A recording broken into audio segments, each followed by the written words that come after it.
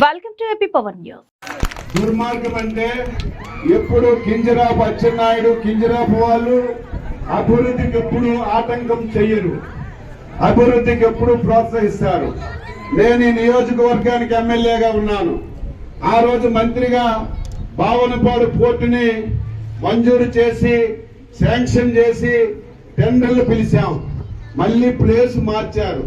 Place మార్చినప్పుడు ఎమ్మెల్యేగా నాకు చెప్పాలి, దండోరా వేయాలి, గ్రామానికి రావాలి, మీ అందరూ అభిప్రాయాలు తెలుసుకోవాలి.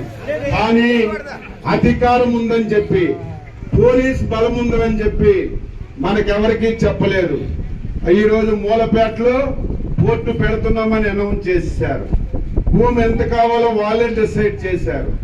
ఈరోజు ఎంత దారుణంగా అంటే పోలీసులు ఉన్నారని అధికారం ఉందని చెప్పి ఈరోజు అడ్డగోలుగా ఇక్కడ పోర్టుని ఏర్పాటు చేశారు. ఆ రోజే నేను రావాలి, ఆ రోజు నేను వస్తే మీకు ఎక్కువగా నష్టం జరుగుతుంది, మీకు ఇంకా ఎక్కువ ఇబ్బంది జరుగుతుందని ఆ రోజు నేను రాలేదు. కానీ మీ అందరికీ మాటిస్తున్నాను, ఈ పోర్ట్ అనేది ఈ ప్రాంత అభివృద్ధి గురించి ఇవ్వలేదు, ఒక వ్యక్తి అభివృద్ధి గురించి ఈ పోర్టు యాజమాన్యాన్ని కూడా ఈ సందర్భంగా నేను హెచ్చరిక చేస్తున్నాను. నిన్న ఎఫిడవిట్ లో మొన్న ఎలక్షన్ లో వినాలమ్మా అందరూ వార్నింగ్ చేస్తున్నాను. నిన్న ఎలక్షన్ ఎఫిడవిట్ లో ఎమ్మెల్యేగా నామినేషన్ చేసిన వ్యక్తి పోర్టుతో నాకు కాంట్రాక్ట్ ఉందని అందులో రాశాడు. అంటే మీరు పోర్టు ఒక వ్యక్తి గురించి పెట్టారా అని చెప్పి నేను అడుగుతున్నాను. అదేవిధంగా ఆ వ్యక్తి నియోజకవర్గం మొత్తం మీద తిరుగుతున్నాడు. ఎక్కడికి వెళ్ళినా సరే ఈ పని చేశానని చెప్పడం లేదు. ప్రతి ఊరు వెళ్తున్నారు, ఒకటే ముక్క, పోర్టులో ఉద్యోగాలు ఇచ్చేస్తారంట. నాకు తెలియదా? తాతకి డబ్బులు నేర్పుతారా? తాతకి డబ్బులు నేర్పుతారా? కోలపేట పోర్టులో ఎన్ని ఉద్యోగాలు ఉంటాయి నాకు తెలియదా? ఊరు వెళ్ళడం, ఉద్యోగాలు ఇచ్చేస్తామని చెప్పడం. నేను మీ అందరికీ ఒకటే మాటిస్తున్నాను, ఇది ఆషామాషా విషయం కాదు. ఇది అచ్చెన్నాయుడు విడిచిపెట్టడని చెప్పి మీ అందరికీ తెలియజేస్తున్నాను. అభివృద్ధికి ఎప్పుడు ఆటంకం కాదు, కానీ ఒక వ్యక్తి లాభం కోసం, ఒక వ్యక్తికి మేలు చేయడం కోసం ఈ యాజమాన్యం కూడా పనిచేస్తుంది. దీనిని నేను ఎట్టి పరిస్థితుల్లో ఉపేక్షించనని చెప్పి తెలియజేస్తున్నాను.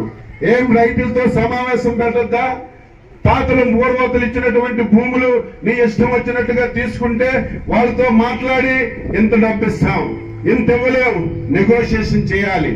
ఏదీ లేకుండా ఇష్టం వచ్చినట్టుగా చేశారు. పీడిఎఫ్లు ఇవ్వలేదు. మీరు ఎప్పటి నుంచో కొన్ని భూములు మీ పరిధిలో పెట్టుకొని మీరు ఆ రోజు తోటలన్నీ పెంచారు, దానికి డబ్బులు ఇవ్వలేదు.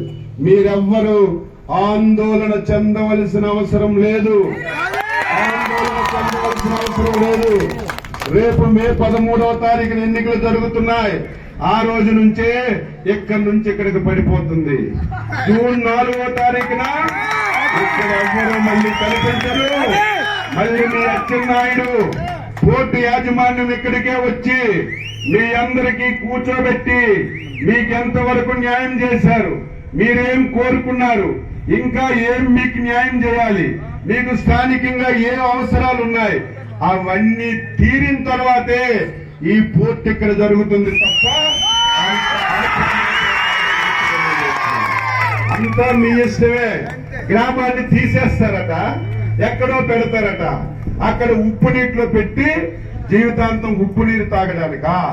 జీవితాంతం గ్రామంలో ఉండి గ్రామం విడిచిపెట్టిన తర్వాత గ్రామస్తులకు అడగాలి, మీరు ఎక్కడికి వెళ్తారు, మీకేం కావాలి, ఏం అవసరం ఉందని చెప్పకుండా వన్ సైడ్ గా ఇష్టం వచ్చినట్టుగా మీరెవరైనా భూములు ఇవ్వకపోతే పోలీసులు పంపించి వార్నింగ్ చేయడం, భూములు ఇవ్వకపోతే ఆర్డీఓ పిలిచి వార్నింగ్ చేయడం. మీరు కూడా కొంతమంది భయపడిపోయారు. భయపడితే ఎప్పుడు మనం బతకలేము. ఇక్కడ ఒక 50 మంది 60 మంది భూములు అసలు ఇవ్వలేరు, ఆ ఏక్ కూడా ఎవడు పీకలేడు. ఎవరైతే భూములు ఇవ్వకుండా ఉన్నారో వాళ్ళ ఇంటికి వచ్చి పాదాలు కడిగి వారికి డబ్బులు ఇచ్చిన తర్వాత ఈ కార్యక్రమం జరుగుతుంది తప్ప ఎప్పుడు కూడా జరగదు.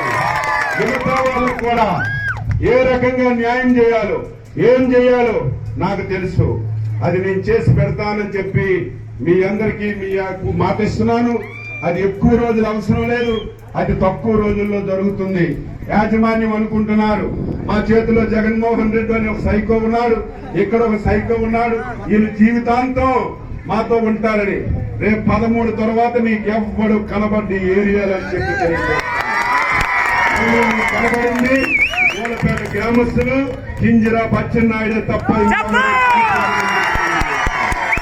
అందుకే మీ అందరూ ధైర్యంగా ఉండండి. మీరు నన్ను నమ్ముకొని ఉన్నారు, నా మీద విశ్వాసంతో ఉన్నారు. మీ నమ్మకాన్ని విశ్వాసాన్ని ఒమ్ము చేయకుండా మీ అందరికి కూడా శభాష్, మా అచ్చెన్నాయుడు మళ్ళీ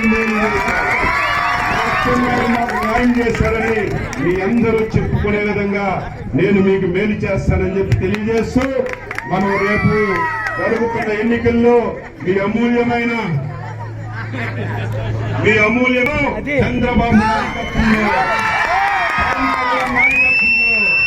మోడీ నాయకత్వంలో ఈ రాష్ట్రంలో తెలుగుదేశం పార్టీ అధికారంలోకి వస్తుంది. అచ్చెన్నాయుడు చంద్రబాబు ముఖ్యమంత్రి అయితే అచ్చెన్నాయుడు ఏ స్థాయిలో ఉంటాడు? వాళ్ళని మిమ్మల్ని కూర్చోబెట్టి ఈ 5 సంవత్సరాలు మీకెలా ఇబ్బంది పెట్టారు, మీరు వాళ్ళకి అలాగే ఇబ్బంది ఆగే విధంగా చేసే బాధ్యత మీ అందరికీ తెలియజేస్తూ, చాలా సార్లు మొదలుపెట్టి వచ్చాను. కానీ ఈ రోజు నా ఆనందానికి